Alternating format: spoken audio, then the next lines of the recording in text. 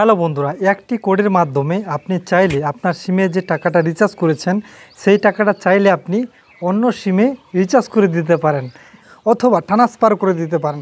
বিষয়টা কিন্তু অসাধারণ। একটি কোডের মাধ্যমে যে কোনো সিম, বাঙালি, গ্রামীণ, এয়ারটেল, টেলিটক সব কিছু সিমে পারবেন।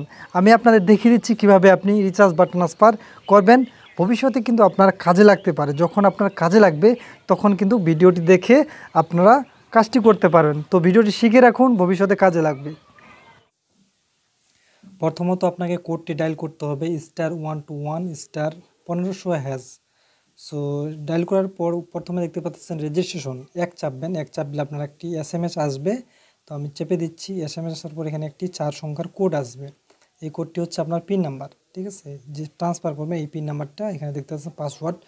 সো এরপরে দেখতে পাচ্ছেন 2 নাম্বার রয়েছে ট্রান্সফার ব্যালেন্স। তো এখানে ক্লিক করবেন। ক্লিক করার পর যে নাম্বারে আপনি ট্রান্সফার করবেন সো এখানে আপনি নাম্বারটি বসিয়ে দিবেন, জাস্ট নাম্বারটি বসিয়ে দিবেন।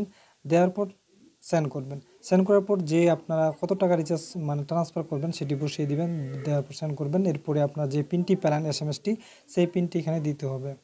তো এখানে পিনটি আমি বসিয়ে দিলাম 7668।